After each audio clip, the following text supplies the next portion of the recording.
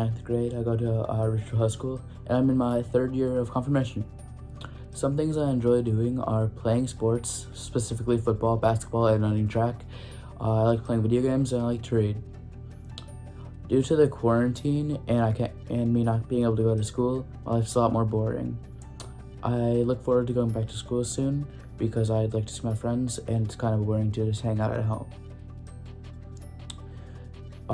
My rose, or something that made me happy this week, was getting a new basketball hoop for my driveway because now I can dunk on it without worrying that it's going to come down. My thorn, or something bad that happened in my week, was that my Florida trip got canceled because of the quarantine, so I would be in Florida right now, but I'm not.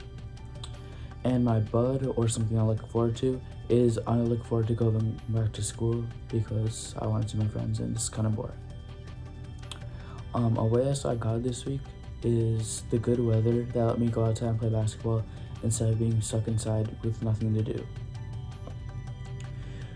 One of my favorite Bible verses is Matthew chapter 20, verse 16.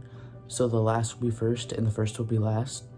And I like that verse because I feel like it teaches you a good lesson about life, and it teaches you service and humility.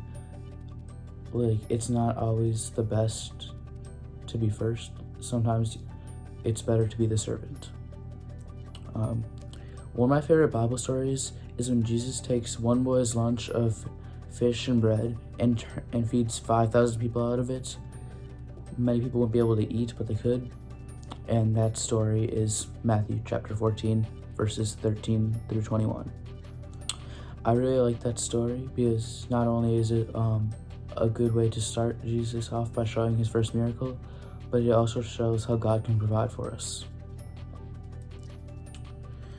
A time I experienced God in my life was when I went on a mission trip with my friend Jalen and his church to South Dakota. We went to a Native American reservation where a lot of people were very less fortunate than a lot of us.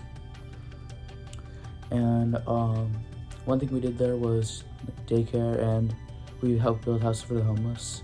And I really saw God there through all the people who dedicated their lives to helping others. There was this pastor who helped us build the houses, and in addition to preaching for them, she also helped them with their daily lives as well as helping us build the houses. I also saw God there through the people who volunteered at the daycare almost full time for little to no pay because a lot of people couldn't afford to pay for it. So I really saw God there through people helping others.